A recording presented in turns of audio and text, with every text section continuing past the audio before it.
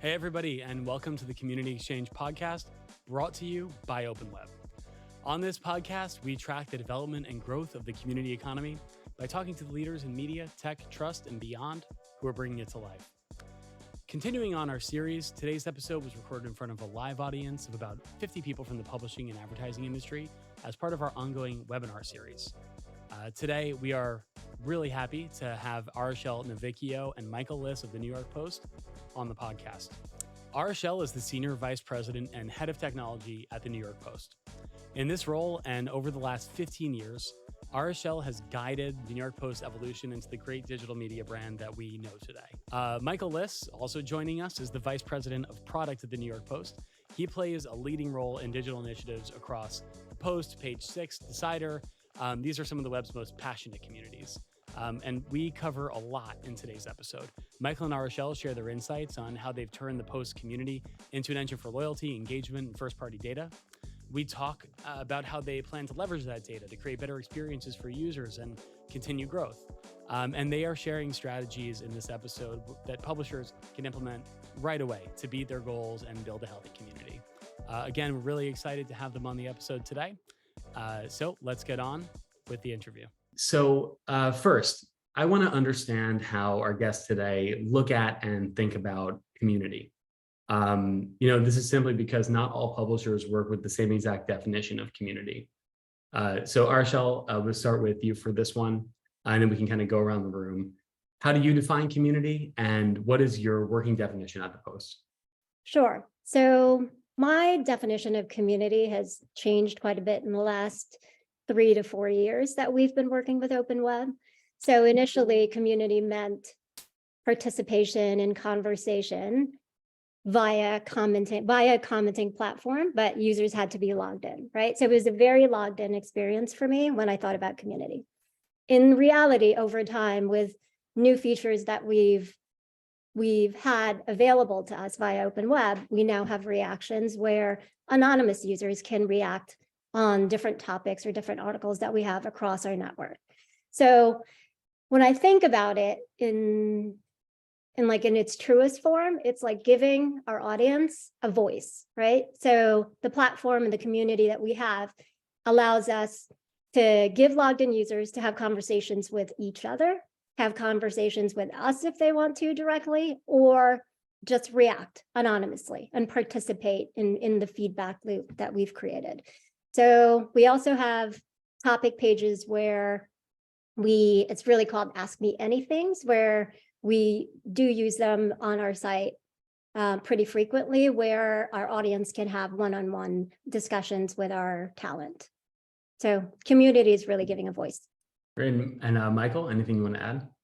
Yeah, I think it also, extends beyond what's on the website. You have to look across the other platforms we have and other places where our audience is interacting with us and could possibly be leaving comments or not. So certainly Facebook and Twitter and TikTok and Instagram, and that's all really part of it too. It's not just when they're coming to our owned and operated platforms, but also the ones that are interacting with us elsewhere. And I'd even add newsletters, where even though newsletters isn't two-way, it's much more one-way, but it's still a different way that we're reaching our audience in a different space that's a bit more intimate. And so in looking at community, it's really kind of connecting all of those dots together, and not only what might be happening on the bottom of one of your article pages on your website or in your app. Yeah, that interplay between community outside of the owned properties and on the owned properties is something that we'll talk about a little bit today. And Lior, anything else you want to add there?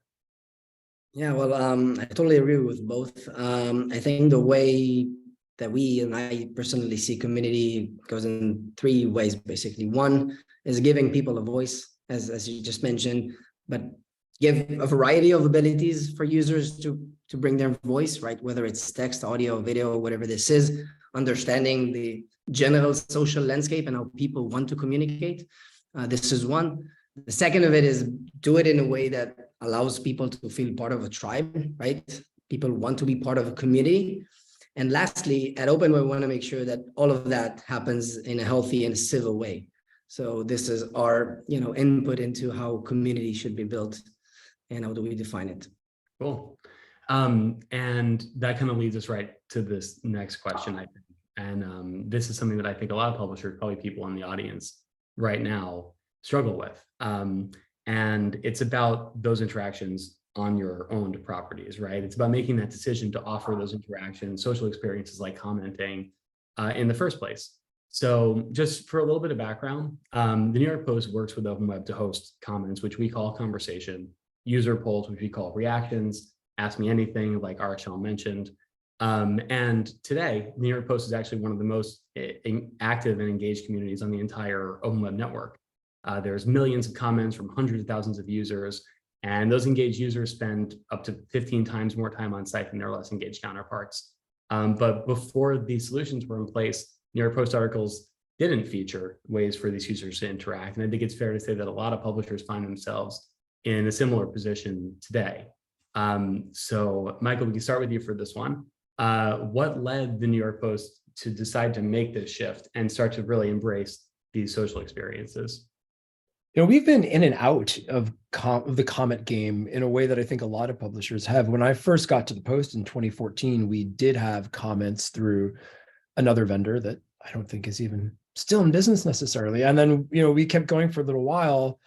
We sort of turned that off because we had a different strategy towards it. And there was also a bit of an industry-wide shift away from it at that point. And then we first started working with you guys back when it was still Spot IM, and specifically on one of our other websites where we brought comments back. And then again, we just sort of shifted the strategy away until more recently, and the engagement that we're discussing on this webinar today, certainly a lot has changed throughout all of that time. One of the biggest reasons is going to be for us right now, at the end of the day, there's so many benefits to the community and the engagement and all of that stuff, but it's really at the same time a first party data play, and the need across the industry, especially as a non-digital subscription service, to have more registered, logged in, known users. It's becoming incredibly important right now. And this is a great way to lean into it. That said, when we did first re-engage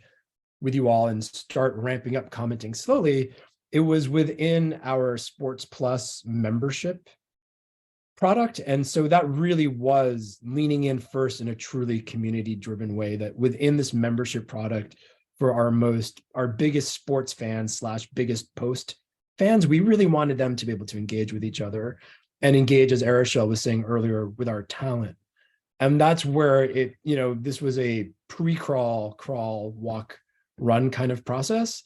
That's where we started. And then we kind of moved into sports and took it from there. So, I mean, there's plenty of other great benefits to the community itself, to the engagement that it causes, to the revenue that it generates, both in a direct and indirect way.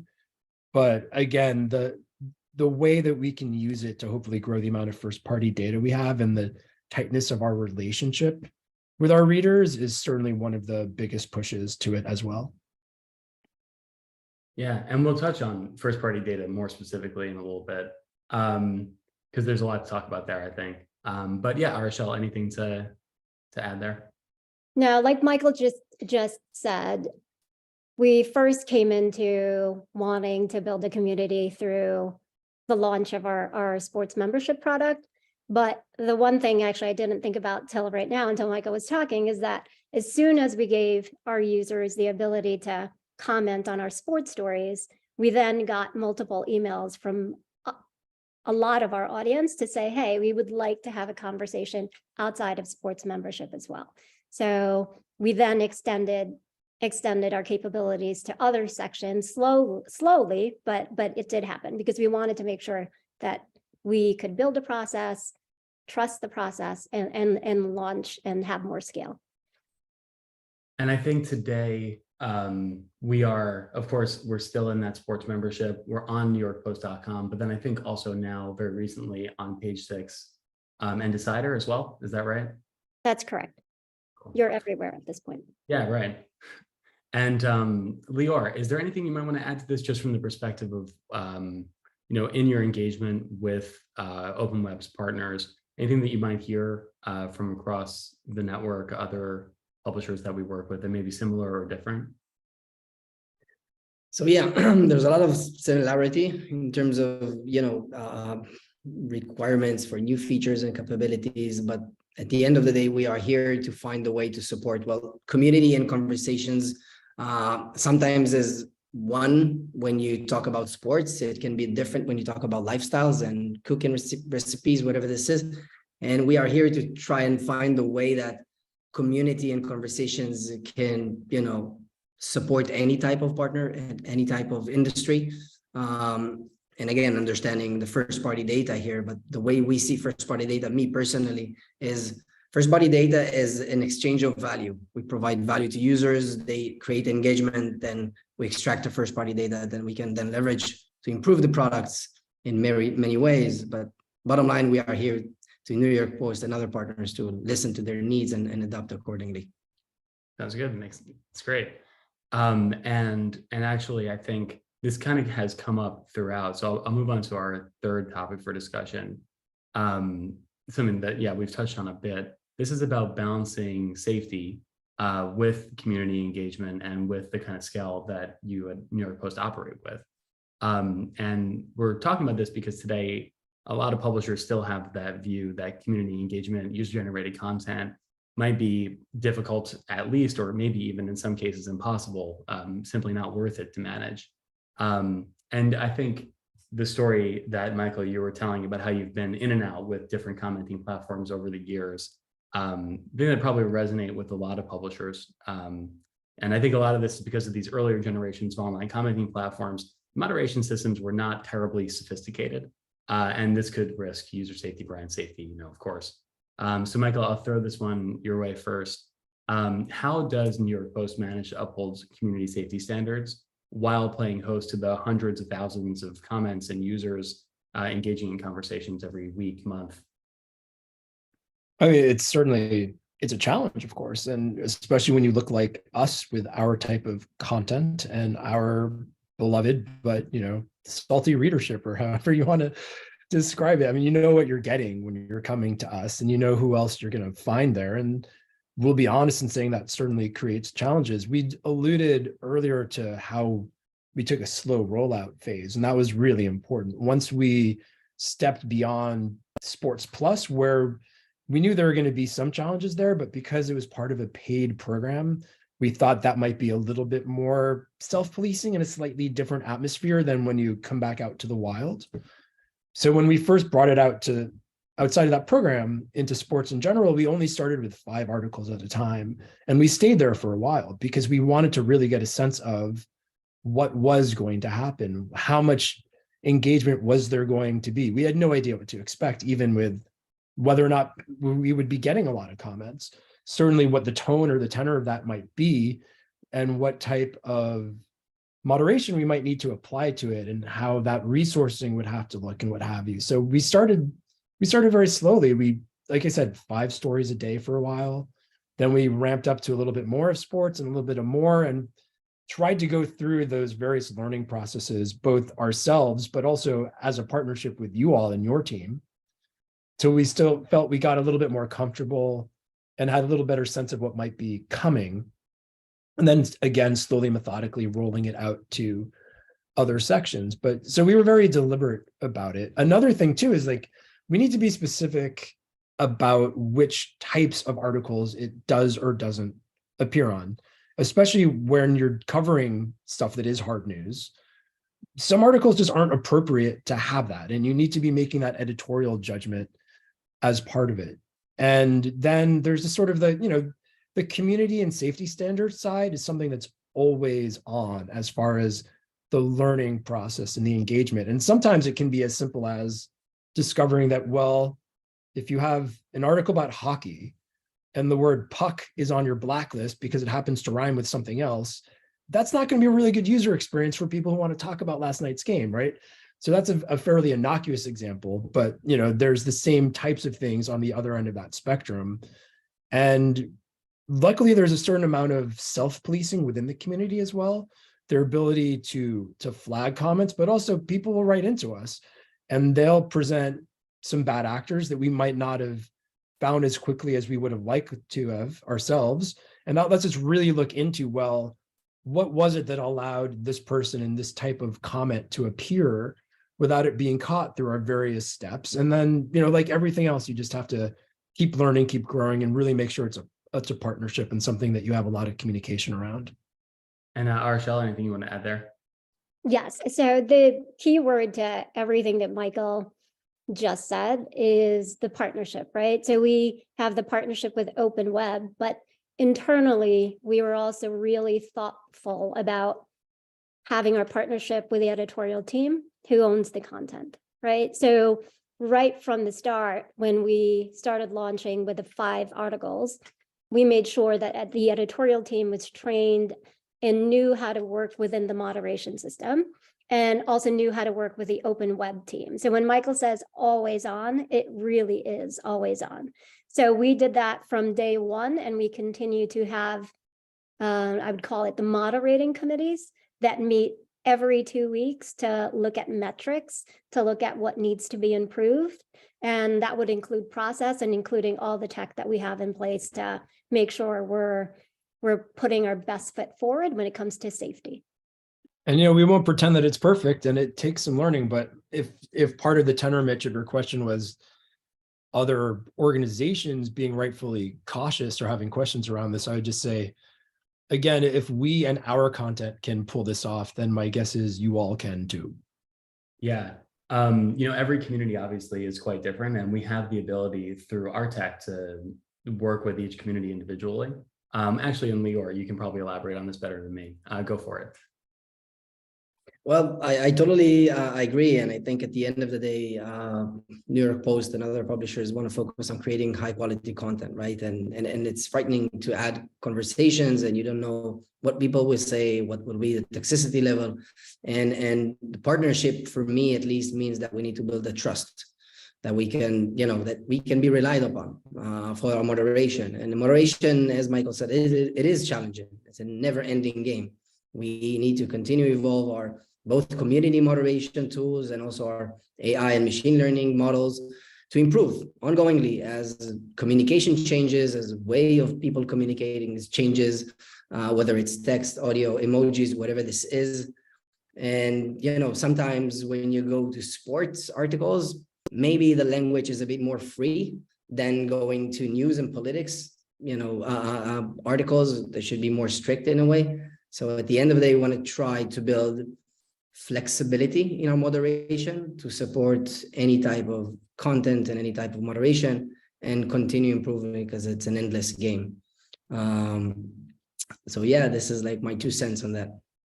And Lior mentioned certain sections or verticals of coverage, and I'd expand that it's not even only just that, but it's just areas of passion, right? Like sports is a seemingly safe space, but it's an area of passion where people get deeply worked up, positively and negatively, over things, both as it relates to them and the sports and the teams and the players that they're following, but also their fellow fans and the fans of teams that they might happen to like a lot less than their own team. And so that just means where there's passion, that's where all of this really comes into play in really wonderful, great, amazing ways, but also where you have to be very careful. 100% agree. Okay, great. So let's go on to a topic that we touched on just a few minutes ago. This is about first-party data. So, we're a couple of years into the partnership as we've been talking about, and engagement with the community is obviously, quite strong. Between commenting, reactions, there are a lot of ways for users to engage, and thus for the team at the Post to collect first-party data along the way. So, Ariscielle, I'll ask you this one first. How does the first-party data that you collect from the community support your strategic goals and growing engagement, loyalty, and other goals that you may have as well? Sure. I like to think about that as a 2-phased roadmap for me. So the first phase, which Michael touched on earlier, is first-party data and email capture, right? So that's sort of the first thing we started out with. But then going back to what I said earlier, when we think about community, it's also behaviors that we can get from the events that we collect from our non-logged in users, right? So we also collect non-logged in user event data from the partnership that we have with OpenWeb. So first, email capture has, I don't have the numbers in front of me, but OpenWeb has really played a big role in getting more users to sign up on to register and sign up on our site and participate in the community. But second, we also are seeing what OpenWeb calls the observer event data. These are people who don't log in and comment, but these are people who hover on and watch the conversation. So I don't know, maybe Lior, you know how many attributes of a user's behavior we can collect from the listeners, but we do collect that now, and we augment our existing first-party data that we have in our identity graph with OpenWeb data to then get to the next best action for our users. So that's sort of phase 2 in our roadmap, and that could mean a better ad presentation, a better marketing offer, a better affiliate offer that we would have, and of course, content personalization, which is coming down on our roadmap. That's a lot of things. It's like our list is just growing, and it's long, and it's a lot of data that we're getting to help with our first-party data initiative. Yeah, go ahead, Michael. It's, Oh, no, Ariscielle is our doyen of first party data. I just do what she tells me to do. So I have nothing to add. And there are a ton of things, as you said, Ariscielle, on that list. And it just goes to show how crucial it is. Lior, anything you want to add there? And I think if you do know the exact number of data points we can collect, that'd be great. If not, we'll have to get back to everyone. Yeah, we will get back to everyone. It's a lot, but we will get back to everyone. But in general, right, in every social network, basically the ratio is pretty much 1% of users creating content and 99% of users reading that content, consuming that content. So the way we see it is we want to use both, right? Both, how do we use first-party data to get users to create more content, and how do we use data to improve the experience for those who are observing it or reading it to create better experience. But you've touched about registrations, right? So registration is really important, but what we want to focus on is not just registrations, because we want to make sure that when users come back, we know that they are who they are, because if they're not logging in again in the next session, then this registration is not useless, but less valuable, right? If we're looking into leveraging first-party data for better targeting in the future, so we want to make sure that users are not just registered, but also keep logging in. And this is where we want to put our focus on as well. And yeah, like this is the way we see at the end of the day, how can we extract the conversations data and the contextual data of the articles and take the community of content creators and take the community of content readers and try to also, you know, project on the entire user base for improving the engagement, but also helping our partners have better ads targeting at the end of the day. Great. So I'm going to move on to the last question, but before I do, we should have about 10 minutes for Q&A after. So anyone who has a question, who hasn't already put in, we have a few in there now. Just use the Q&A button at the bottom of the screen. And it looks like, yeah, we'll have about 10 minutes to answer. Okay, so for the last question here, this one is a little bit broader, a little bit more forward-looking. This is about what you think the future of community might look like in the face of all the emerging technology that we have. And we decided to include this question because, of course, if you read any sort of tech news, generative AI everywhere for the last several weeks or months. Shortly before that, Web3 and the metaverse dominating the discussion for a year, and certainly not going anywhere. And the thing about these technologies, I think pretty much everybody would agree, they're really in their infancy. They're just starting to change how we interact online. So I'm actually going to throw this one to Lior first for change things up. So I'll ask you, how do you see these technologies changing your definition of community? And how do you see the role of community kind of evolving over the next few years as it relates to these new technologies? Yeah, well, so new technologies, as always, bring both opportunities and challenges, right? So on the other hand, like on the one hand, there's new personalization capabilities and new ways for people to express themselves. But on the other hand, there's like challenges around user privacy, safety, rights. As a parent, I want to make sure that my kids will live in a safety online communities. But looking specifically on these new technologies, we face the rise of misinformation, right? Because it's so easy to create new content, which you barely understand whether it's true or not. And also moderation, because as we know, people can start creating with generative AI, whether it's text, audio, videos. So these are true challenges that we see. But in general, I think that the role of community will not change because, first of all, communication is a basic need for human. And being part of a community, as I mentioned earlier, is also a basic need. At the end of the day, what I believe that will change is how people communicate, right? I believe that all of those new technologies are providing new ways of people to self-express themselves. And whether it's text, audio, videos, and even emojis, right? We know people talking about emojis, and this is another challenge of moderation, by the way. But at the end of the day, we look at OpenWeb and communities in general. How can we leverage AI, for example, to allow users to express themselves in a better way, but also in a more civil way?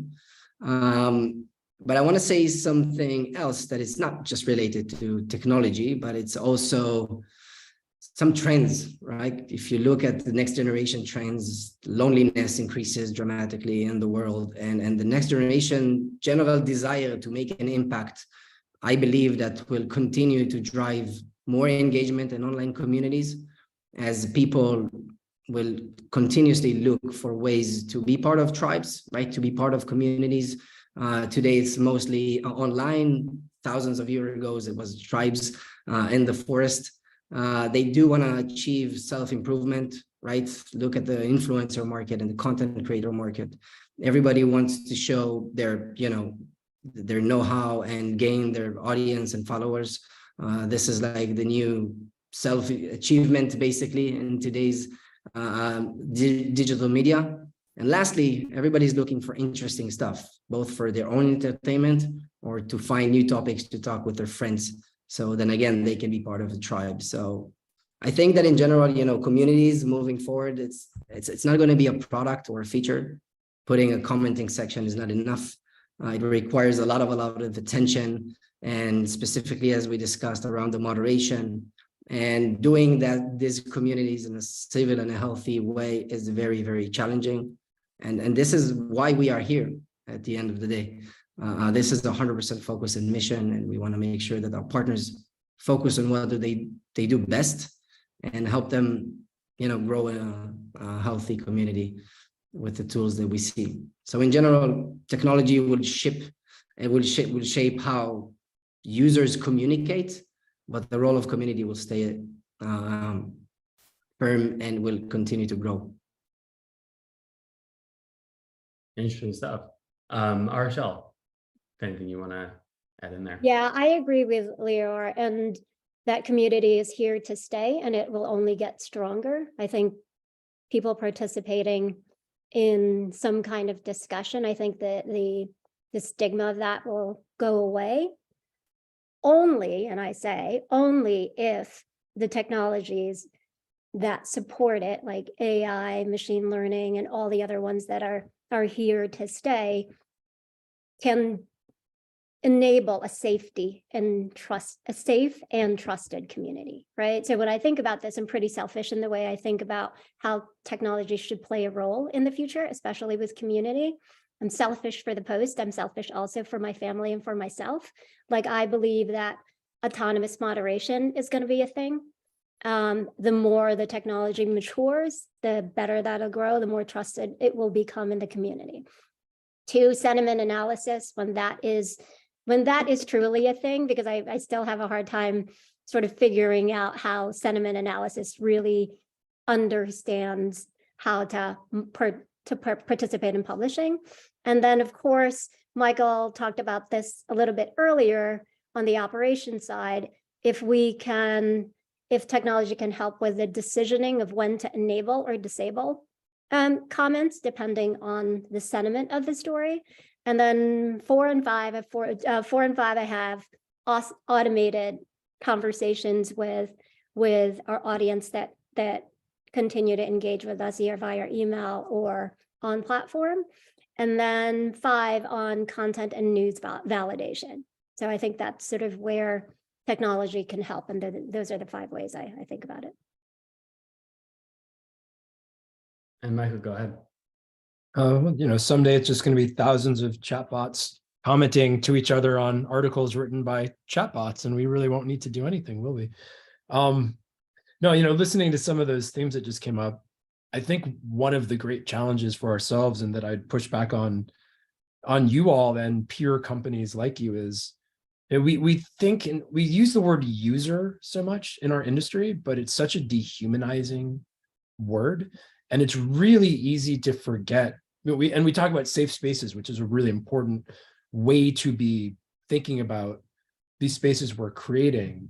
But it's even more, it goes beyond just being safe, right? It's what is the emotional currency that we're providing to our users? Is this a positive and uplifting, or is this a negative and kind of enraging space to be in, an experience to have? Are people flaming each other? Are people having constructive conversations that they feel happy to be participating in? And how can we emphasize that? How can we emphasize the emotional currency? And that's not to say that, comments are always going to have negative expression that can be done in a constructive, positive way or not. But we know it's not only comment on something that makes you happy. Like, I'm realistic about that, of course, but just how can we continue to use these tools that we have to create not just a safe space, but a space that people felt positive about participating in, even if it was expressing something that happens to be a negative sentiment. Yeah, totally. I think that's something that we ask ourselves a lot, actually. And Lior, I'm sure as you're shaking your head, something that we talk about a lot at OpenWeb is how do we prioritize quality? It doesn't mean we're happy and always in agreement. Disagreement, discord in the community is totally natural, totally normal, and in some ways very beneficial, helps it evolve. But how do we manage it to create an experience that's overall positive and moving both that community in the right direction, but the people in it as well, and their evolution is, as a greater community and society. It's kind of how OpenWeb usually talks about it, looks at these things. But that's great. Okay, well, thanks everybody for going through the couple of questions that we had planned. Now we have 4 from the audience. So I'm going to try to go to these really quickly. We have about 6 minutes. So I think we should probably be able to get through them. So I'll go in order that they came in. The first one is from an anonymous attendee. This one asks, do you encourage your authors to participate in comments? And how much time do they dedicate to interacting, if so? And are they involved in the moderation? So this one is about the authors of the pieces. And this could be Ariscielle or Michael. Yeah, I'm not sure who would be best to answer.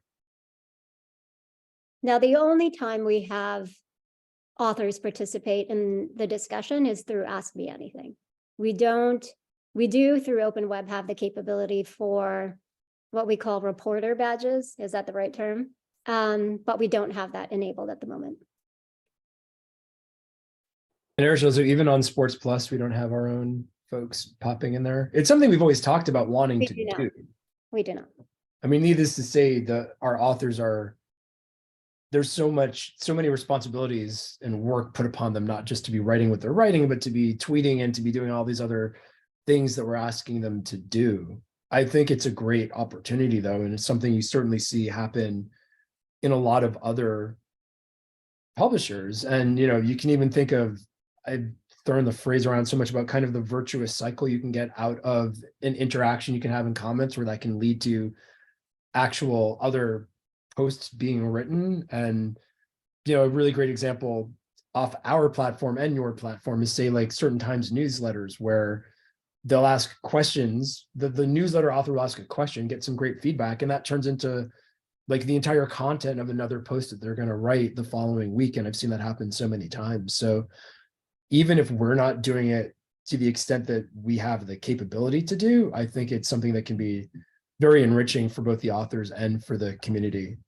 for a publisher to be able to do more. Yeah, I can end on my end. This is one of the highest demand from community members to have more interaction with authors and staff members. So this is definitely drives more engagement when it does happen. And especially if the whole idea of community, and as we were talking about at the very beginning, boils down to this idea that it's not us, anonymous, faceless publisher, them, inhuman people that we call readers, right? It's about people chatting. And certainly when we talked about the way technology has changed, the way social media has changed, like and the boom of podcasts and the relationships we have with people who we listen to on podcasts now, those relationships have changed so much. And you expect that human side of it to come back through, kind of getting to the theme of my last answer to the last prepared question too, right? That safe, positive space and that safe, positive interaction. I think it is fair for readers to expect that, and positive for us to be able to provide it. One last thing, honestly, on my end is that I see something that is challenging for our partners, and OpenWeb is looking to help. Is today we see a lot of authors are building their personal brand on Twitter, and people follow them on Twitter because they want to hear from them and be able to interact with them, ideally as close as one-on-one as possible. And we want to help, partners to provide authors the tools to also do that on site, and having direct communication with community members is a crucial part of that. All right. So I'll move on to the next community question while we have some time. This next one from Alexandra Roman. She writes, I heard Michael say that not all articles get commenting functionality. Do users get miffed by this? Do they get confused or annoyed when it's not on a particular article? I don't know if we have specific data. I don't know, Ariscielle, have you heard comments about that in your kind of digging through the weeds? I've not personally, but that doesn't mean they're not there. So we have. So just to answer that question, we do get feedback from our users when we don't have comments enabled on an article, but not enough to change our policy on which types of articles get commenting enabled versus not. I mean, some of it's pretty intuitive, right? Especially, again, we cover hard news, we cover Metro News. If somebody got mugged at knife point, what are you going to invite in that comment section? If a toddler got into an accident that you're covering, what are you going to invite in that commenting section? I think it's intuitive to some people that it's just not always appropriate. I think, that's right. And also Alexandra, right? Like Alexandra, I think when we talked earlier about learning and managing a community as a learning process, this is one of the things that we learned along the way, right? So when we first launched, I mean, even though we launched with a phased approach, there was a point in time where we had comments on all articles. And then the always on approach was monitoring the community to see where comments were best enabled. And that's how we ended up with our current policy. Well, and we have just actually 2 more questions. We're pretty much at time, but I think we could probably do these very fast if you guys don't mind. So this one's from Sophia Delgado. The question is, to summarize the question, basically have you used any marketing or comms to drive awareness of the new features, meaning commenting? Basically, she's saying that even with the community solutions, commenting, reactions, asking anything, they don't see lots of engagement. So what would your advice be to drive more engagement on these, or what have you maybe done to help drive engagement on them? I think one of the most important things is the visibility on the post itself, right? You can market, hey, we now have comments register for our site in a generic way, but that's never going to be the same as this is an article that you're engaged with right now, and you can comment on it. And one of the ways that we do that is by having a comment call out block that goes within the article itself, so that while you're reading the article, there's a call to action right there that says X number of people have commented, join the conversation. And you can click on that and that'll take you straight down to the comment section of the page. At the end of the day, yes, you want to socialize and you want to make it visible that as a general thing, commenting is available, but it's really going to come down to, does that user want to engage with that piece of content in the moment that he or she is experiencing it, engaging with it? And how do you get it visible to them that this opportunity is there? So again, for us, really that kind of inline tout within the flow of the article has been very effective. Yeah, we've been doing that. And we also have, I think earlier when I was talking about first party data and the collection of events. So we use the event data to then show a user a fly out, right? We've been doing that over the last 2 years, a fly out when we think that they're just about to register and become a commenter, right? Based on the behavior that we have stored about that user. So for example, if Michael is hovering over a story and we know he's not a registered user, we'd pop him up with, we think you want to be a commenter kind of message. And, if I'd add one more thing, and this sort of goes back to when we first had comments back in 2014 and earlier, back then, and it's not necessarily what we do now, but back then, it wasn't just comments, leave a comment. It was a question. The person that wrote the post wrote a question to kind of provoke a response. And while that isn't necessary, if one of the challenges is trying to encourage more conversation within your community, then ask them questions to respond to very directly. And that can be a great way to get them engaged. And it doesn't only need to be, this is an article that's about a certain topic and here's a comments at the end. The whole post itself could be something to raise a topic and open it for discussion. So there's a lot of different ways to just take a completely direct approach and not it just be, hey, debate the topic of this thing you just read at the bottom. Lior, anything you want to add? I see you're... No, I think they 100% on spots. I think the only challenge that eventually happens, and let's see, comments, for example, it's the bottom of the page, right below the articles, and not all people are getting there. So at the end of the day, we're looking for ways to surface the community in a more seamless way. And one example is a thing that we will be doing in the future is allowing to embed comments in the articles, right? The same as you embed tweets, right? So we can surface community engagement inside the article to drive conversation right where people consume the content. So surfacing it up from the bottom of the page into where users are interacting is a technical way for us to help achieve that. Yeah, and you have some other features that we don't happen to use at the time that, where you can highlight the most commented posts, or you can highlight, sort of like the most engaged with comments from other posts that really show that the community is active. And, it's just sort of human nature. You see something like that and it just kind of makes you want to jump in. And I think that's another great way to encourage that, even if it's something we don't happen to do ourselves in this moment. Yeah, and I think you also have the slide out option, which is my preference, but we don't have. We do have the community question, by the way. Not sure if you're using that. But... Well, I know you built it for us. Yeah. And those who use community question, it does tend to spark conversation. We've seen that really work. Okay, cool. Well, that's great. Last question then, and this is from another anonymous user in the audience. Could you explain further how you fight spam? In our experience, we notice the comment sections often get hit with all kinds of spam, regardless of the type of story and where the comments are being left. Yeah, I think some of this is definitely your machine learning and AI tools, and it sometimes takes some training.